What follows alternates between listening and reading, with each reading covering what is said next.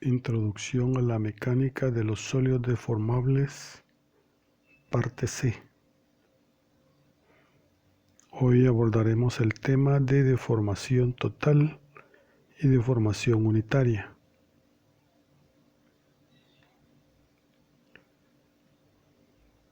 Ya hemos concebido cómo se forman líneas de fuerza. Estas líneas de fuerza están formadas por secuencias de partículas. Y cada partícula en la secuencia transmite fuerza a la siguiente partícula. Cuando la partícula transmite la fuerza, cambia su forma, es decir, su longitud. Principalmente lo hace en la dirección en que la fuerza es transmitida.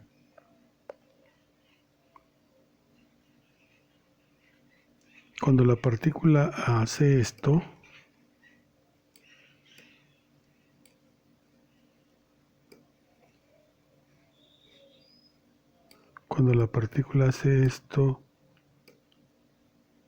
es decir, se deforma.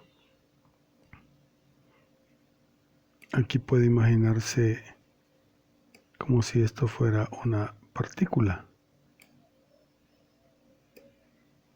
De entre las muchas líneas que hay, cuando esta se deforma, cuando esta transmite fuerza, se deforma.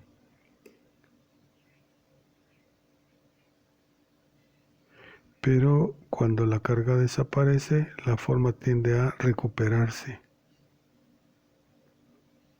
Si la fuerza desaparece,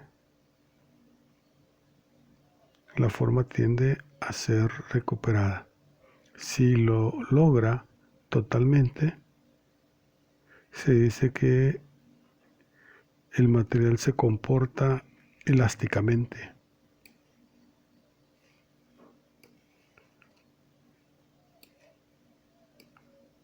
Puede imaginarse la línea roja como la línea de partículas. Esa línea, al ser sometida a fuerza, aumentó su forma, es decir, experimentó deformación. Luego que la carga desaparece, la secuencia de partículas recupera esa forma.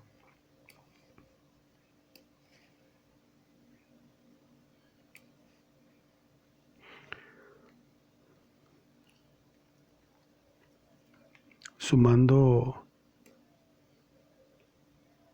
esas deformaciones de cada una de las partículas alineadas, obtenemos el valor de deformación total.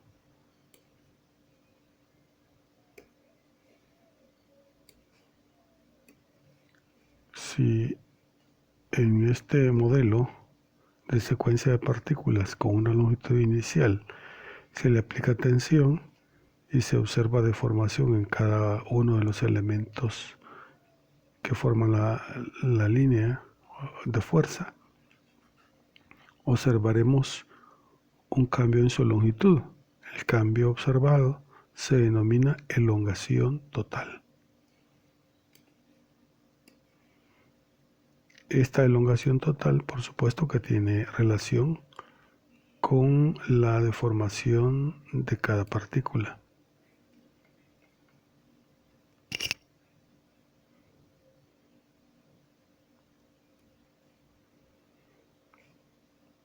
Debido a que cada línea o fibra paralela se deforma la misma cantidad, es decir, lo hace uniformemente, este valor es medido en unidades de longitud.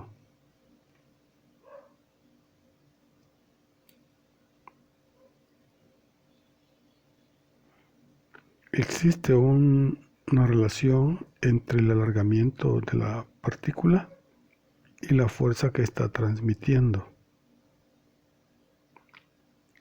Cuando la relación entre la deformación de la partícula y la fuerza que transmite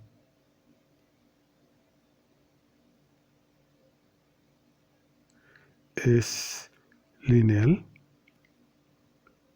es decir, es proporcional a la longitud, la deformación es proporcional a la longitud, se dice que, y además es capaz de recuperar la forma totalmente al desaparecer la fuerza, se dice que el material se está comportando elásticamente y además linealmente. Es decir, el material tiene un comportamiento elástico lineal.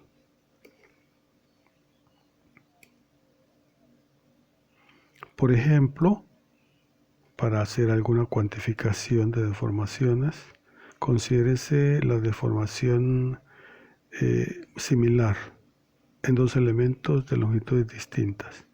Esta deformación es una elongación total de 1.15 centímetros. Además, considérese que uno de ellos mide 50 centímetros de longitud.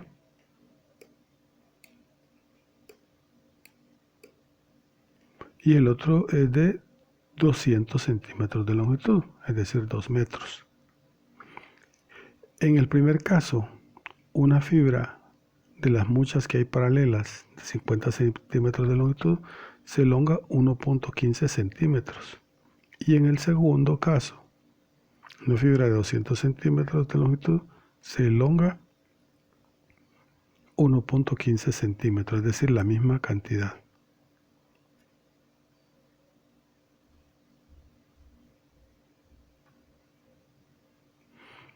Si ambas fibras son del mismo material, se requiere aplicar externamente una fuerza menor en la fibra de 200 centímetros para producir esa deformación de 1.15 centímetros, que a la que se debería aplicar a la de 50 centímetros para producir la misma elongación total.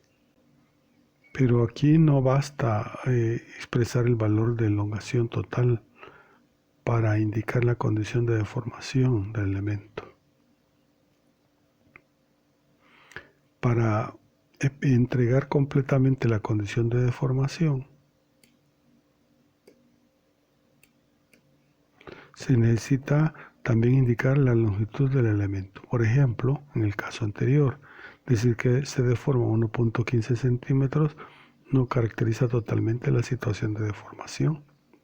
Habrá que decir que 1.15 centímetros se ha deformado totalmente teniendo una longitud de 50 centímetros o en el otro caso de 200 centímetros de longitud. Existe otra forma de entregar esta misma información sobre la condición de deformación de las fibras del elemento. Y esta es una en la que se indica el valor de deformación de una fibra que tiene una longitud determinada. Para fines prácticos, la longitud es unitaria. Esta longitud puede expresarse como 1 centímetro, 1 milímetro, 1 metro, 1 pulgada, 1 pie y más. Un elemento que mida 17.39 centímetros tiene 17 elementos de longitud unitaria. La idea aquí es comprender el significado del número que expresa la longitud de un elemento y la relación con el término longitud unitaria. Continuando, tiene 17 segmentos enteros y tiene el 39% de otro adicional, es decir, de otro de longitud también unitaria. Es decir, tiene 17 centímetros más 0.39 centímetros de otro. Al sumar, expresa la cantidad de segmentos unitarios. Le hace la longitud del elemento o de cada fibra del elemento es de 17 centímetros más el 39% de otro.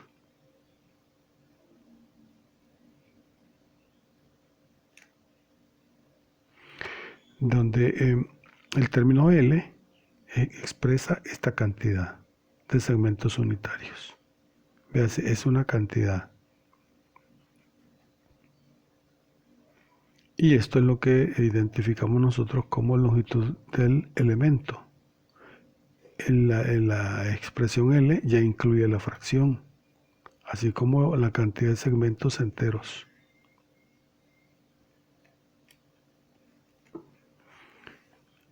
Ahora imagina, como ejemplo,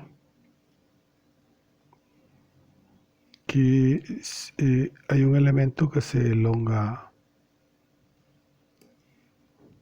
0.12 centímetros, es decir, 1.2 milímetros.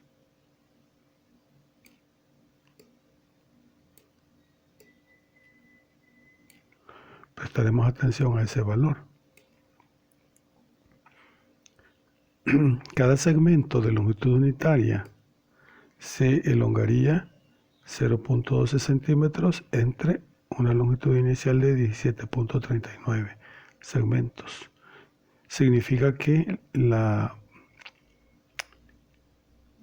deformación de un segmento de los 17.39 que hay es de 0.0069 centímetros.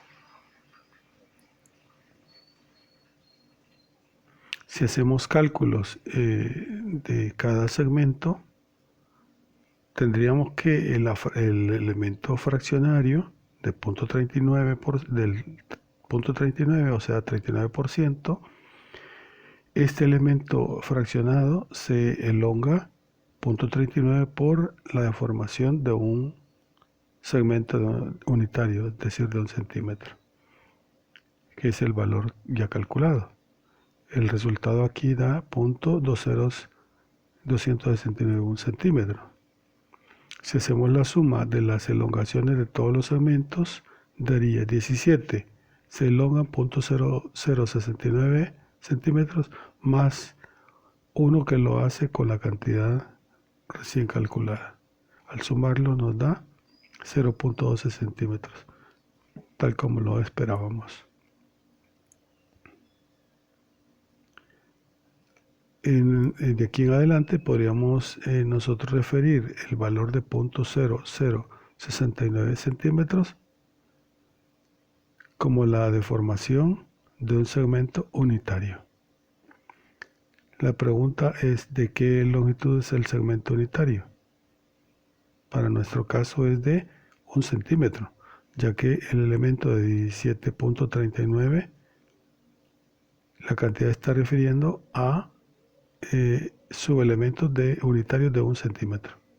Así que en realidad la longitud del segmento es de 1 centímetro.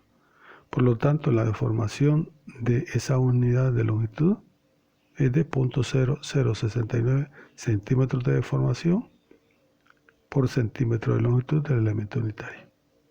Esta idea hace que en la práctica muchas personas simplifiquen el centímetro de deformación con el centímetro de longitud.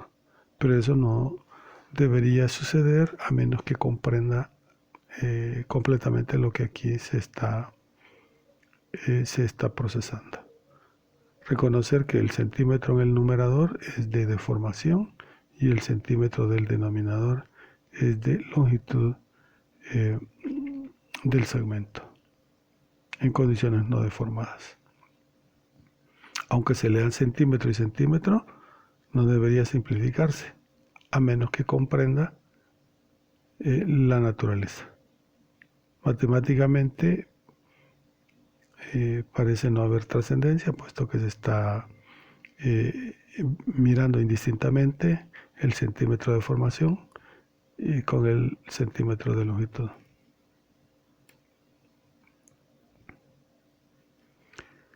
Si en este mismo ejemplo calculamos esta misma deformación en otras unidades, por ejemplo, ya no solo en centímetros, sino en milímetros, en pulgadas o en pies, tendríamos los resultados siguientes. Con una longitud inicial de 17.39 centímetros, en milímetros diríamos que tiene 173.9 milímetros. Y en pulgadas diríamos que tiene 6.84645 pulgadas. En pies diríamos que tiene .C57053 pies. La elongación total es de 0.12 centímetros o 1.2 milímetros o 0.04724 pulgadas o 0.00394 pies. La deformación unitaria sería 0.12 entre 1739, nos da 0.00690, en milímetros nos da la misma cantidad, en pulgadas da exactamente la misma cantidad y en pies también da la misma cantidad. Observar esto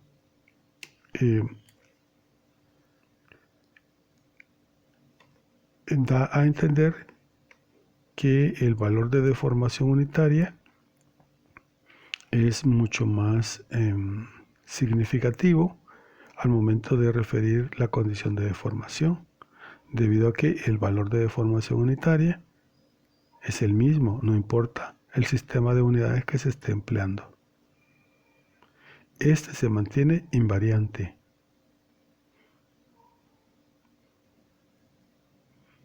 Observe que puede expresarse como 0.00690 centímetros de deformación por cada centímetro de longitud, o el mismo valor en milímetros de deformación por milímetro de longitud, o esta misma cantidad en pulgadas de deformación por pulgada de longitud, o la misma cantidad en pies de deformación por pie de longitud inicial.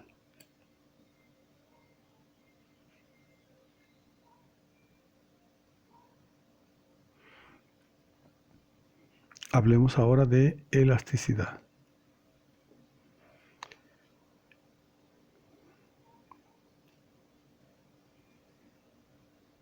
Las propiedades elásticas consideran dos dimensiones del comportamiento. La primera dimensión, no estoy hablando aquí de dimensiones físicas, sino de la siguiente. La primera dimensión corresponde a los esfuerzos, es decir, está en el dominio de las fuerzas. Y la segunda dimensión en que la elasticidad cobra significación es en las deformaciones.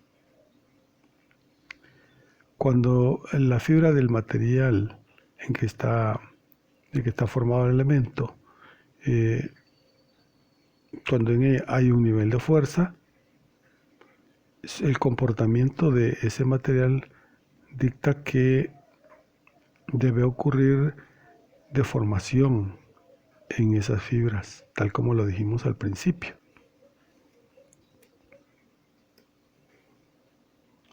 Si al elemento lo sometemos a fuerza,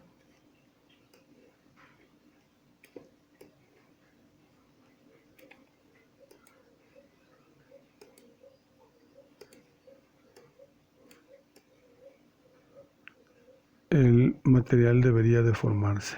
Eso es lo que se espera. A eso se le denomina comportamiento del material. Cuando se le somete, teniendo cierta longitud, cuando se le somete a fuerza, el material cambia, el elemento cambia de longitud y las fibras del material también cambian de longitud. De manera que aparece la deformación en cada uno de los segmentos unitarios.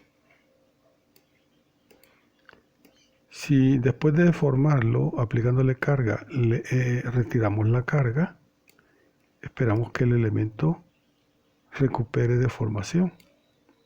Si lo hace totalmente,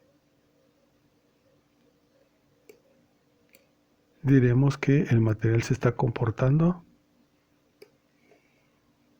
elásticamente. Recuperar totalmente la deformación significa comportarse de modo elástico.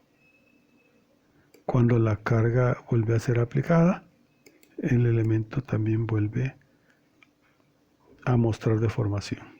Hay que comprender aquí que la deformación de cada segmento unitario que forma esas fibras es como un almacén de energía. El cambiar la forma es como memoria, es decir, recuerda que debe recuperar, recuerda que está deformado y al desaparecer la carga recupera la longitud. Regresar a la misma longitud inicial es lo que podría en cierto sentido mirarse como memoria del material. Se aumenta su longitud, pero él aún recuerda hasta dónde debería llegar si él le retira la carga. Y puede estar en ciclos de carga y descarga y comportarse elásticamente. Hay algunos materiales, o casi todos los materiales, que pueden comportarse más allá de ese rango elástico. De manera que cuando se le aplica carga y trascienden el rango elástico, no recuperan totalmente la carga, la forma, la longitud. Por lo tanto, se comportó en un rango elástico, pero lo trascendió.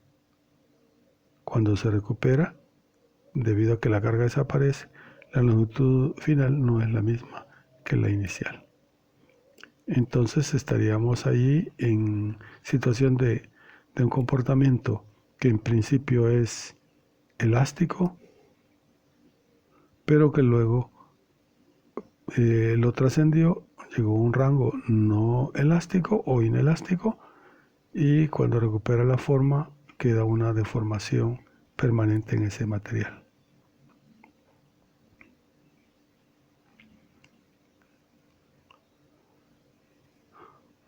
Hablemos ahora de la aplicación de cargas, a fin de irnos aproximando a nuestro objeto de estudio, y es el comportamiento de los puntos al interior de un sólido cuando se somete a cargas y experimentan deformaciones.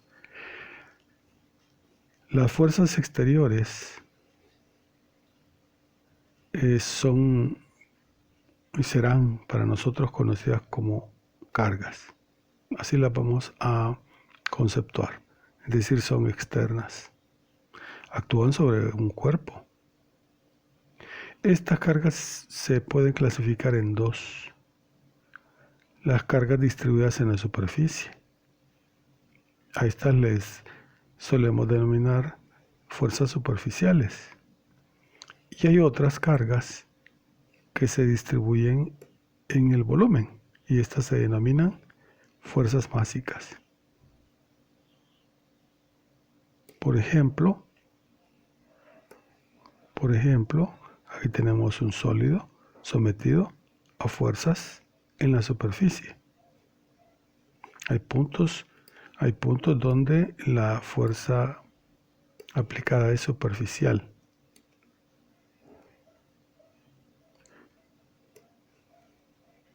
Pero podríamos imaginar que el mismo elemento está experimentando la fuerza de gravedad que depende de su densidad. Esta fuerza de gravedad en realidad es una fuerza que depende de la masa. Es a ellas a las que hago referencia cuando indico las fuerzas distribuidas en su volumen.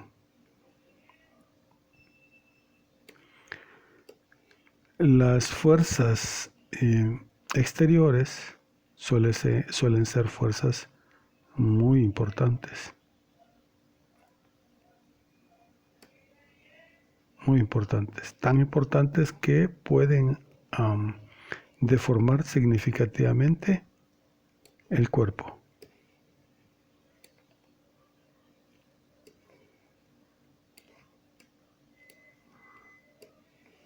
Al aplicar las cargas y se estudia un elemento, se podrá observar alguna condición muy particular de esfuerzos y consecuentemente de deformaciones.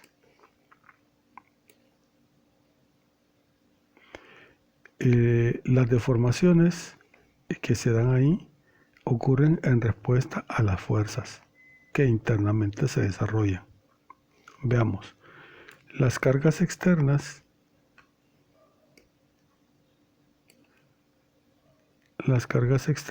están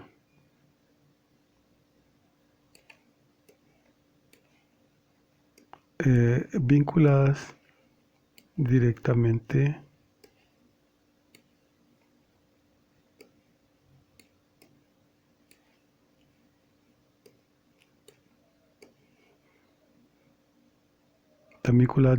con el equilibrio, y al hacer un corte al elemento, cada porción debería estar en equilibrio, así que internamente se desarrollan fuerzas equilibrantes.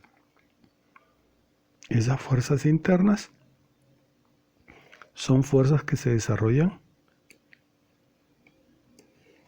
en el material, en cada punto de la sección transversal, según el corte que se ha practicado. En consecuencia, las fuerzas externas, al ser un estímulo que deforman al cuerpo, en realidad producen internamente un conjunto de fuerzas. A estas les denominaremos fuerzas internas. Estas fuerzas internas son de valor mucho más pequeño que las externas, debido a que las externas son fuerzas puntuales, es decir, es una cantidad finita de cargas en la superficie. Pero la cantidad de fuerzas que se generan en la superficie expuesta por el corte es una cantidad infinita. Está distribuida en toda la superficie, variando por supuesto de valor en cada punto. Esas fuerzas externas, esa fuerza interna, se puede cuantificar a partir de esa distribución de pequeñas fuerzas. El total de esa fuerza interna es calculable y al cuantificarse produce un valor que es el valor de fuerza lineal y angular que equilibra al conjunto de fuerzas externas.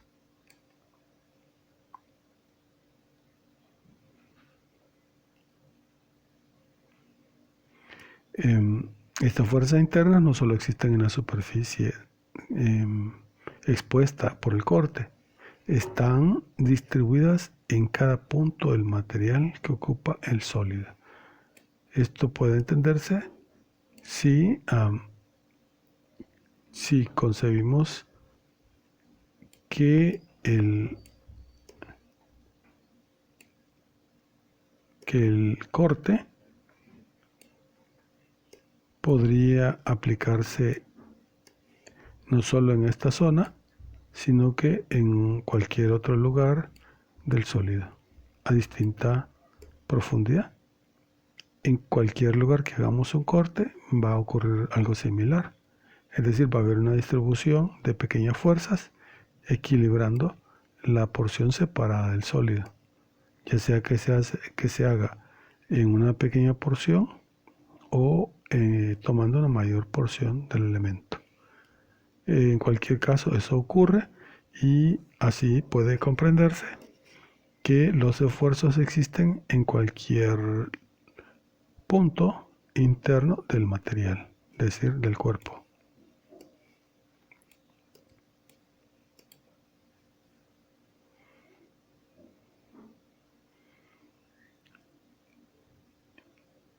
En ingeniería, los materiales, su comportamiento, se estudia en condiciones de laboratorio.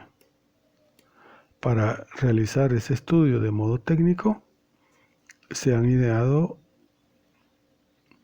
algunos ensayos que aportan información valiosa del comportamiento del material que se está estudiando.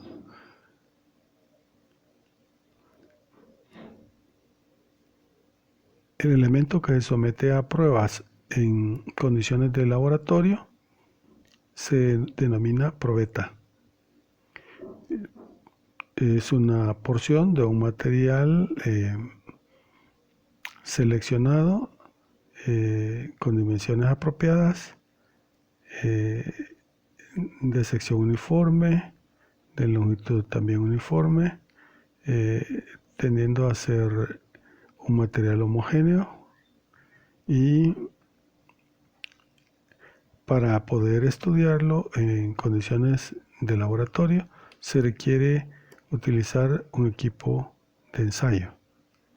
Por ejemplo, aquí tenemos una imagen de una máquina para realizar un ensayo de tensión en materiales. Estas máquinas pueden ser utilizadas para ensayar otras muestras de materiales. Por ejemplo, se ensayan cilindros de concreto con el objetivo de poder aproximar el comportamiento de fibras de concreto. Estos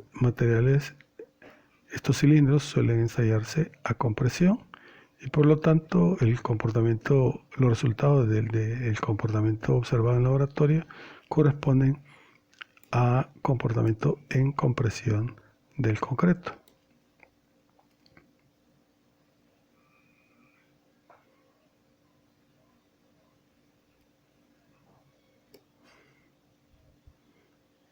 Las gráficas o los resultados de los ensayos suelen correlacionarse,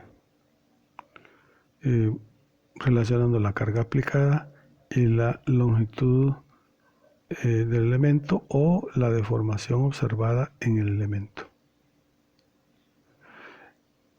Con estos datos, al correlacionarse, se pueden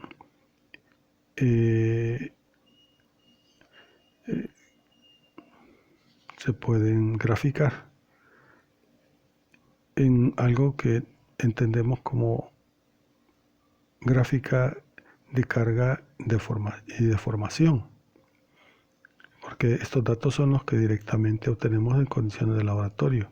Podemos saber cuánto es la carga que estamos entregando y cuál es la deformación observada en el elemento de prueba, es decir, en la probeta. Para ello debería medirse la deformación del material. Para eso se necesitaría adicionar al ensayo un deformímetro que reporte el valor de deformación en cada instante en que la carga axial es aplicada. Al correlacionarse los dos datos, se puede obtener una gráfica que nos relaciona deformaciones con cargas o esfuerzos.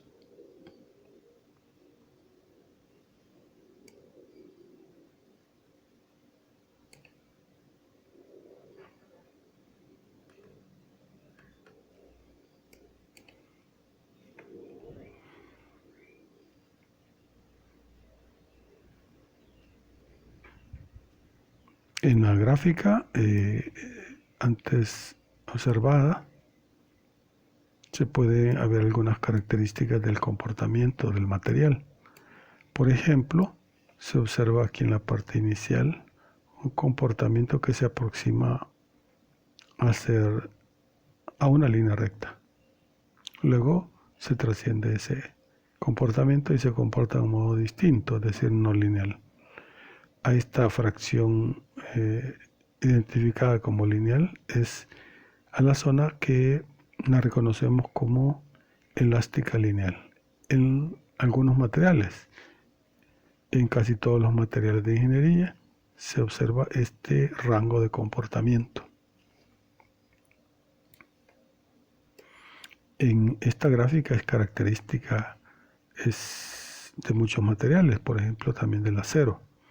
Cuando el material se comporta elásticamente, puede ser sometido a carga y descarga en muchas veces. y tener un comportamiento satisfactorio. Pero eventualmente ese comportamiento puede trascenderse, llegando a puntos que podríamos nosotros denominar el punto de comportamiento de fluencia.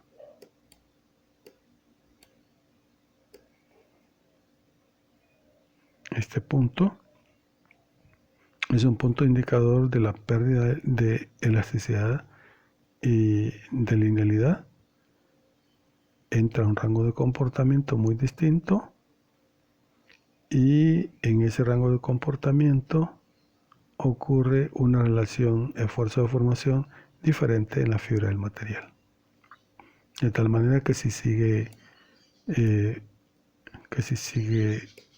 deformándose, podría llegarse finalmente al punto de ruptura del material. Este comportamiento es significado como un comportamiento plástico del material, y el inicial es entendido como comportamiento elástico del material. En este curso estamos interesados en estudiar el comportamiento dentro del rango elástico únicamente. Dejamos para cursos posteriores el estudio del comportamiento de los materiales más allá de este rango, es decir, en la zona inelástica o plástica.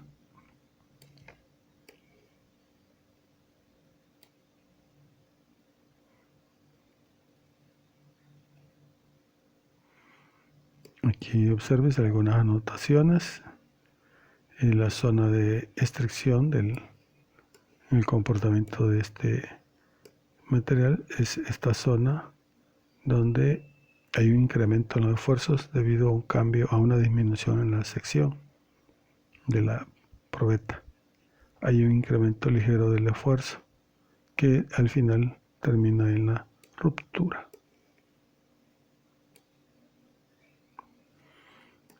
Hablemos ahora de acciones internas.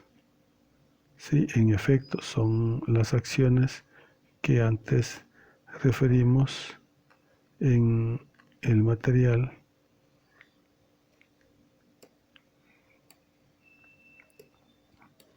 cuando se hace un corte, es decir, estas que se observan acá.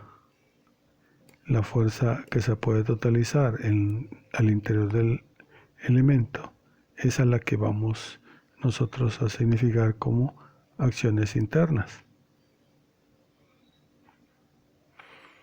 Para elementos en ingeniería podemos clasificar a los elementos cuando son cargados comportándose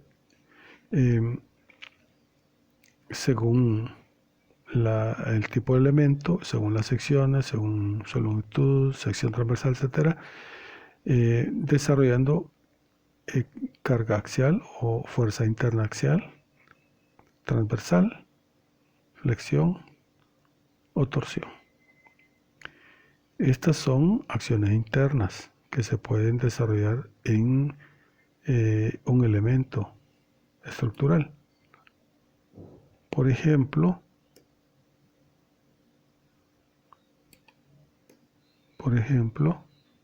aquí tenemos un elemento esbelto, digamos, es decir, que tiene una longitud bastante mayor que las dimensiones transversales. Está sometido a acciones en el plano de la sección transversal, acciones que son en alrededor del eje axial,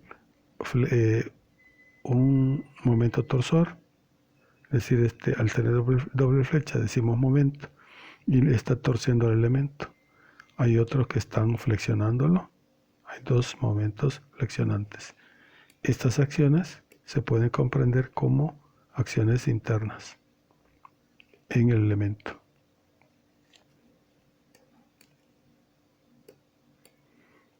Podríamos tener el mismo elemento sometido a cargas axiales.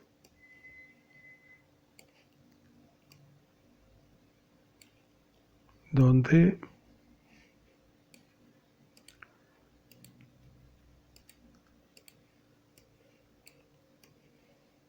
la carga en el eje X es una carga axial, la carga transversal según el eje Y es cortante y la otra carga P sub Z también es fuerza cortante.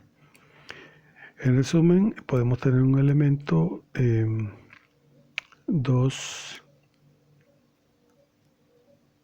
tipos de fuerzas, lineales y angulares. Todas ellas son entendidas como acciones internas. Una, para recordar, la MX, el momento alrededor de la X es torsional.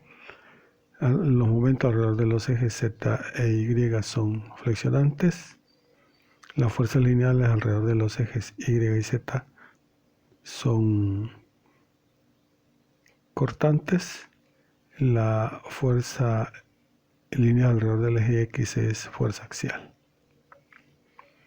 Así es como vamos en lo sucesivo a comprender el término acciones internas. Es decir, van a estar referidos al efecto que produce la fuerza que se refiere en relación con la sección transversal. Por ejemplo, al estudiar el comportamiento de un elemento bajo carga axial, es decir, desarrollando acciones internas en la dirección X, o sea, longitudinal,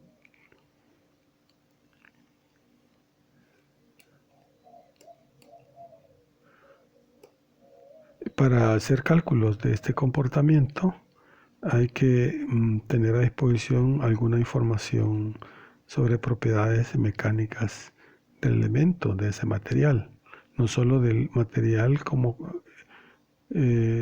con sus parámetros de comportamiento, sino de la sección transversal del elemento que se está estudiando. El comportamiento del material representado por las propiedades mecánicas del material, como ya dijimos, es obtenido a través de ensayos de laboratorio. Entonces, estos ensayos nos proveen información importante que se obtiene cuando estamos en el proceso de aplicación de cargas, obteniendo a partir de esto algunas gráficas de comportamiento. Una gráfica típica de comportamiento es la que se observa acá. Al aplicar cargas a la probeta y hacerla variar, se puede observar que a medida que cambia la carga, es decir, aumenta la carga aplicada, la carga P aplicada, se observa en la probeta un cambio en la longitud. Esta longitud a la que aquí se hace referencia es una deformación total de la probeta.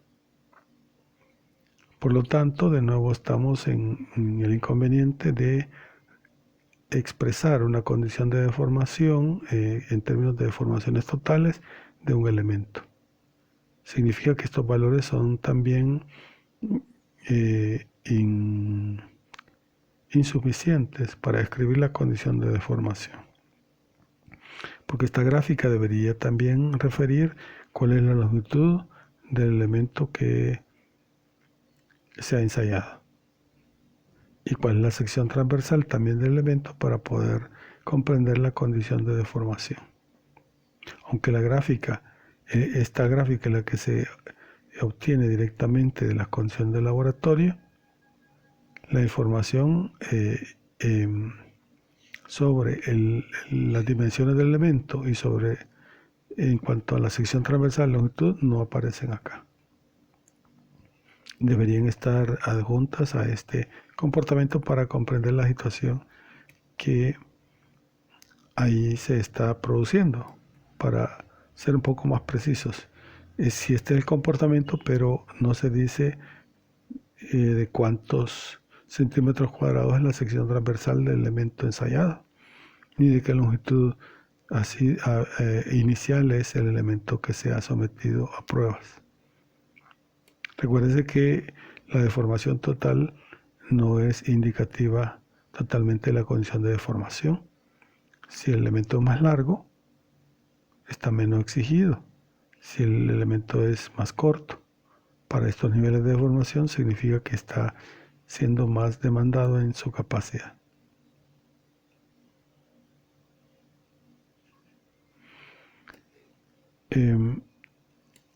Veas en la gráfica la zona de comportamiento elástico.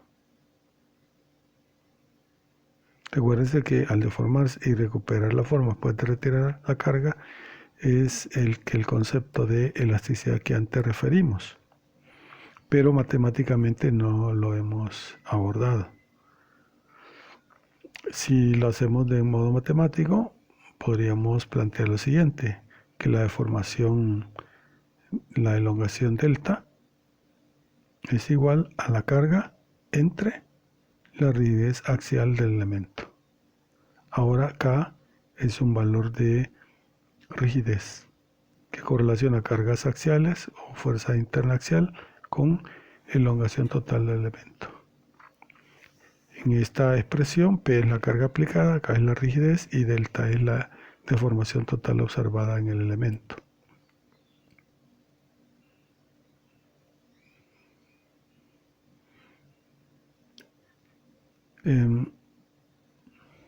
Si las dimensiones del elemento que vamos de nuevo a considerar son distintas a las ensayadas, la información que dio la gráfica no es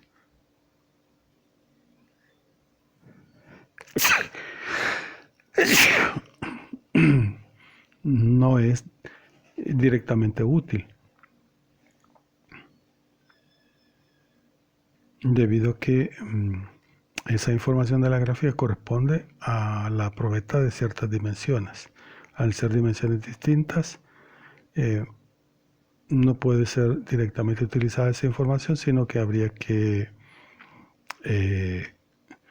traducirla al comportamiento de una fibra del material de longitud unitaria.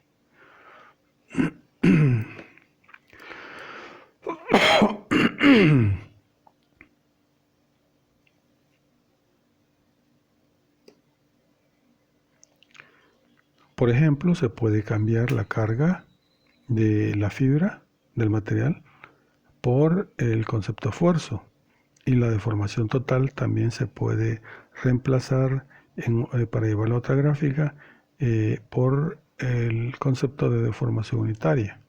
Así, en una fibra tendríamos esfuerzos versus deformación unitaria. Y hablar de una fibra es hablar de una generalidad del material. De esta manera podríamos obtener una gráfica parecida a la anterior, pero ahora expresada en términos de esfuerzos y en términos de deformación unitaria, epsilon.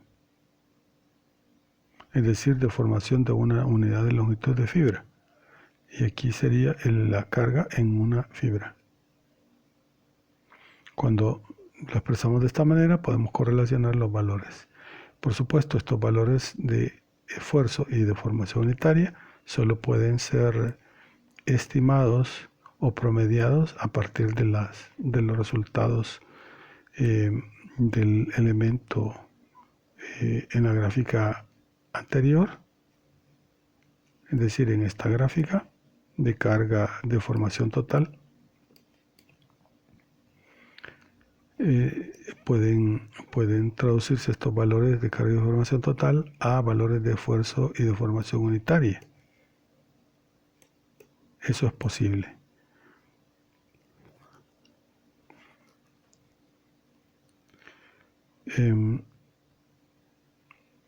Este propósito puede lograrse si escalamos los conceptos anteriores,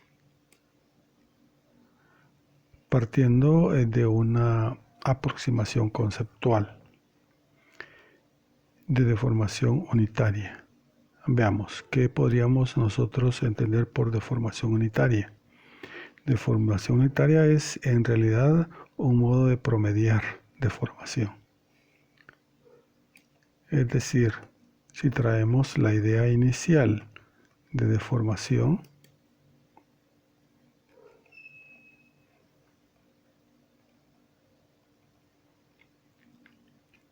si traemos esa idea inicial de deformación, comprendiendo que esta es la longitud L sub 0 y aplicamos una carga y obtenemos como resultado una deformación, eso sería delta. Y comprender que eso que ocurre al total también le ocurre a cada segmento unitario nos da a comprender que en realidad esta relación es nuestro concepto, es una aproximación a nuestro concepto de deformación unitaria.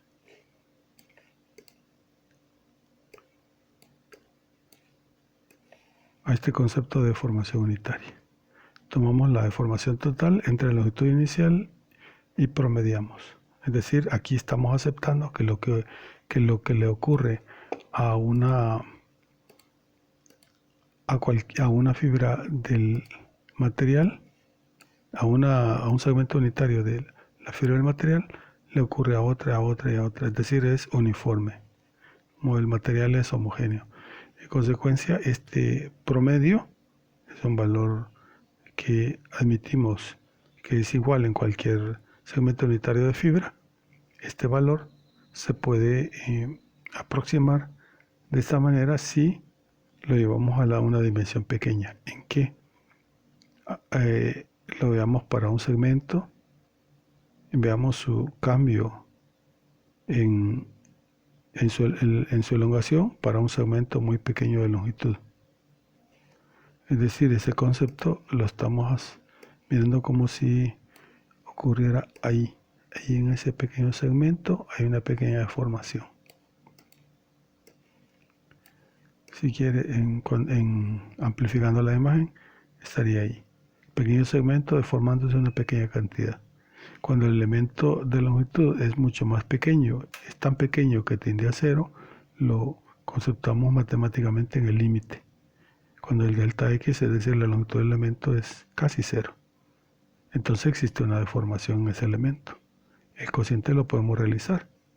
Y entonces el epsilon ya no sería una aproximación, sino que sería una expresión bastante fiel del concepto. Ya no hay promedio, sino una variación instantánea, es decir, en el sitio, para un elemento muy pequeño. Cuando lo vemos de esta manera, estamos matemáticamente llevándolo a este concepto, que la deformación unitaria es matemáticamente la derivada de la deformación total con respecto a la longitud. Recuérdese que esta es la expresión de este límite en matemática. Ahora podemos, a partir de la deformación total, obtener la deformación unitaria. Si tuviéramos la ecuación que describe el comportamiento gráfico de la elongación en base a la longitud, a la posición en la longitud del elemento, podríamos obtener por derivación esto, pero eso no es práctico. Y por el otro lado, en la otra dimensión, el esfuerzo se puede también aproximar. Es decir, aquí al aplicar la carga sobre el elemento, estamos pensando que cada fibra del elemento está participando en la transmisión de la carga. Si asumimos que cada uno lo hace del mismo modo, es decir, en la misma proporción, debido a que se deforma la misma longitud cada uno, podríamos nosotros promediar cuánta fuerza estaría recibiendo cada fibra del material, haciendo el cociente de carga axial entre el área de la sección transversal. ¿Y qué significa esto? Esta es una cantidad de fibras de área unitaria. Entonces, ¿cuántas hay? ¿Cuántas fibras de unidad unitaria, de área unitaria hay en la sección transversal, hay A sub 0. ¿Y cuánta carga es aplicada? P. ¿Cuánto le toca a cada uno? Hacemos el cociente de P entre A sub 0. Este es un valor promedio. Y este valor promedio, en nuestro caso, lo estamos aproximando al valor de esfuerzo. Recuérdense que antes estudiamos el concepto de esfuerzo. Y el esfuerzo, si lo vemos en la dimensión pequeña, también se puede entender como la pequeña fuerza que recibe el segmento de fibra entre la sección transversal de esa fibra. Es decir, la hacemos pequeña. Cuando esto lo llevamos a la dimensión pequeña, entonces esa área tiende a ser casi cero. Y el cociente, el límite de ese cociente nos daría el esfuerzo. Matemáticamente esto también es una derivada y se puede matemáticamente expresar como que sigma, el esfuerzo normal, es igual a la derivada de la carga axial en el elemento con respecto a la dimensión de área de la sección transversal del elemento. La idea aquí es que podemos traducir los valores de la gráfica, elongación total y carga axial aplicada, a valores de esfuerzo y deformación. Una vez que se hace esa migración conceptual, podría ahora representarse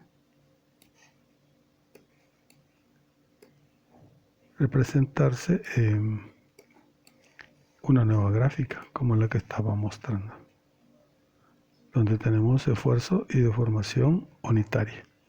Aquí hay algunos puntos importantes de la gráfica. El segmento OA es el segmento de comportamiento elástico. El B es el de inicio de la fluencia. Luego un comportamiento en fluencia. Luego aquí hay deformaciones con poco incremento en los esfuerzos. A toda esta zona se le denomina fluencia. Hay un esfuerzo aquí último, donde se considera que ya no hay un comportamiento plástico, es decir, influencia, sino que hay un cambio en la longitud del elemento, una reducción de la sección. Debido a ese estrechamiento de la sección, hay una concentración mayor de esfuerzos que hacen que el elemento tienda a aproximarse a una condición de ruptura, es decir, que se rompa en dos partes. En la medida que se sigue manteniendo la carga, la sección disminuye transversalmente y finalmente llega a separarse. Este es el comportamiento típico de las probetas de acero.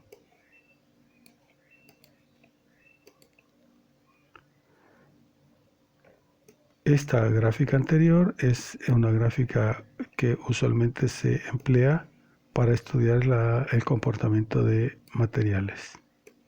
Es una gráfica práctica donde ella en sí misma describe la condición de deformación y la condición de tensiones, de esfuerzos en el material. En la zona lineal, este es el comportamiento al que responde el material, donde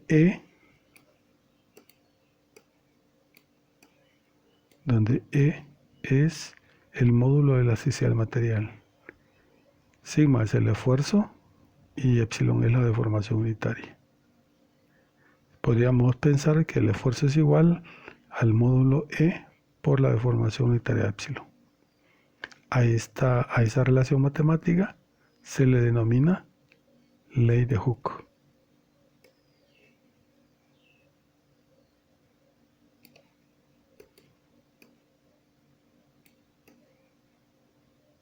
Ley de Hooke.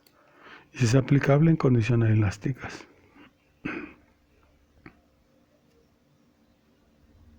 El comportamiento aquí descrito es el que ya mencionamos en base a la gráfica. Al aplicar estas fuerzas axiales que antes que acá estábamos abordando, fuerzas en carga uniaxial. También experimentalmente se ha observado que ocurre un fenómeno en los materiales, en los elementos sujetos a deformaciones, y es que en la medida que un elemento es expuesto a esfuerzos de tensión, es decir, se alarga,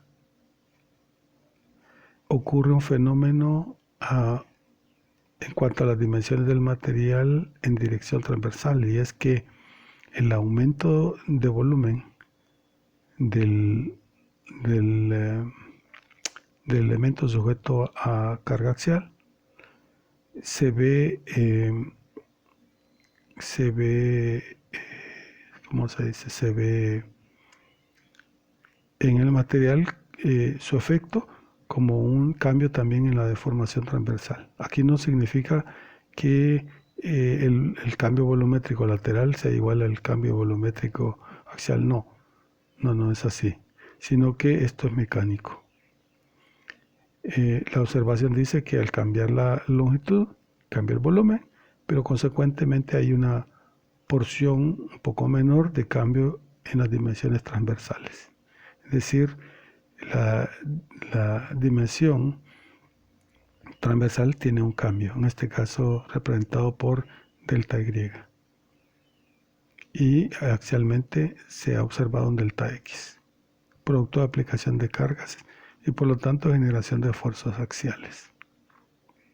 El cambio que se produce aquí no se debe a esfuerzos transversales o tangenciales cortantes.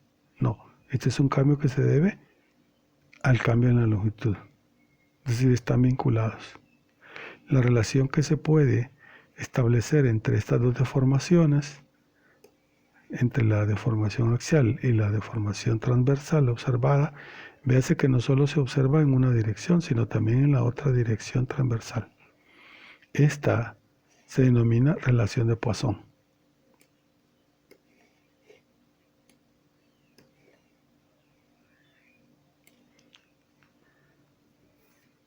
Esta se debe a deformación axial, y al aplicarse la deformación axial positiva, es decir, de elongación, la deformación transversal tiende no a aumentar sino a reducir las dimensiones del elemento, es decir, es negativa.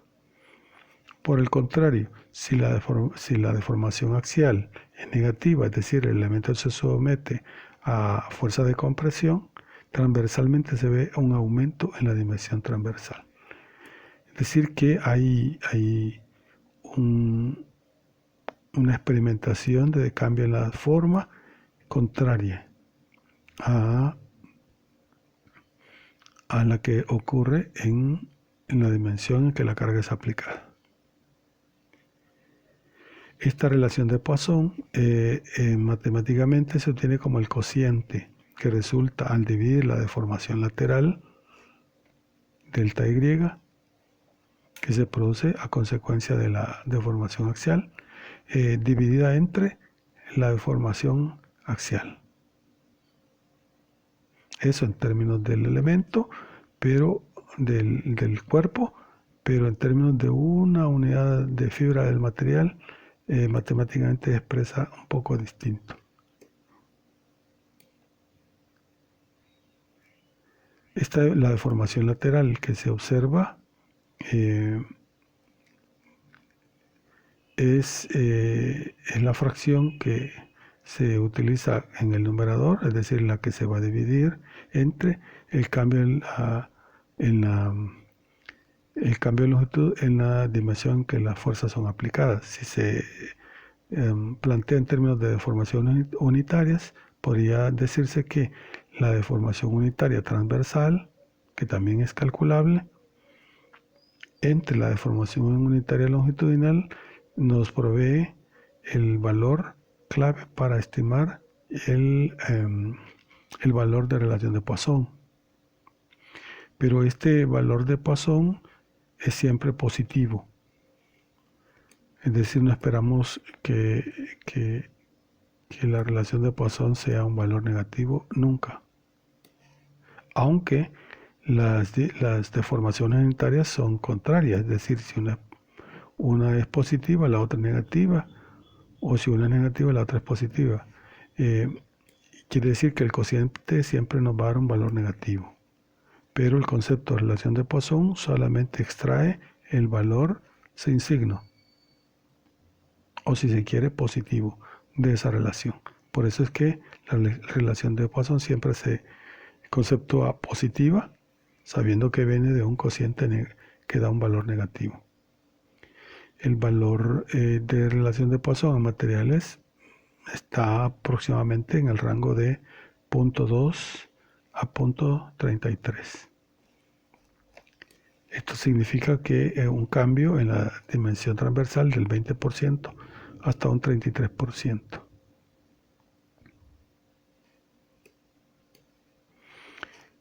Además, esta relación de Poisson nos está dando a entender que las deformaciones laterales no dependen de la dimensión del elemento en la dirección transversal, debido a que la relación de Poisson se puede comprender en una fibra.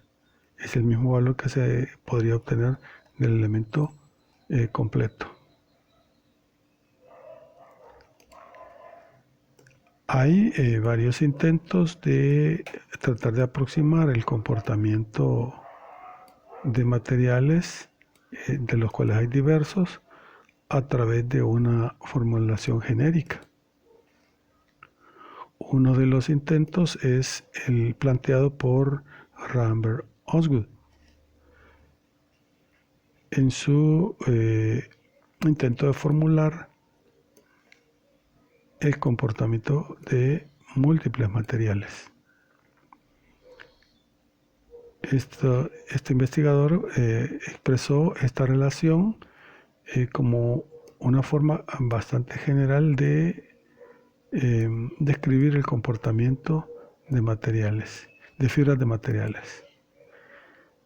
Se centró en el cálculo de la deformación unitaria y del esfuerzo en la fibra, comprendiendo que sigue este comportamiento en potencia de n, donde para distintos materiales habrá que determinar el valor de n, es decir, correlacionar a través de experimentación el valor de n. Las deformaciones en el rango elástico se pueden sumar con las deformaciones en el rango plástico y obtener la deformación unitaria, el concepto de deformación unitaria, para una fibra que se comporta en cualquiera de los rangos. En el rango elástico sigue cumpliendo con la ley de Hooke, y en el rango plástico lo hace en base a esta expresión polinómica.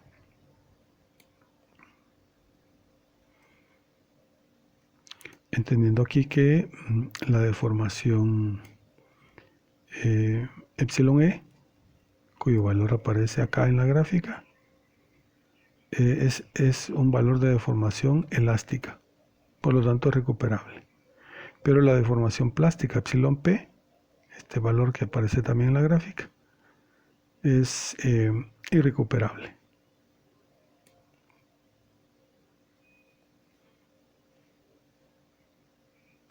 Obsérvese en la gráfica siguiente el comportamiento elástico del material y luego el abandono del elástico para un comportamiento inelástico. Con la expresión anterior se puede obtener una gráfica como la observada. Únicamente habrá que aclarar que obtener los valores de n, que son empíricos, es decir, son resultado de experimentación. La deformación también que sirve de base, epsilon sub 0, y el esfuerzo que sirve de base para la expresión sigma sub 0. Estos valores o esta expresión de Rambert Osgood tiene apoyo en la siguiente tabla de valores de la constante n empírica para distintos materiales. Por ejemplo, para acero se tiene un módulo de elasticidad de 29.000 KSI, un valor de B en libras por pulgada cuadrada de 122.400, un valor de N de 25. Este sería el exponente que habría que utilizar en la expresión empírica de Rambert-Osgood.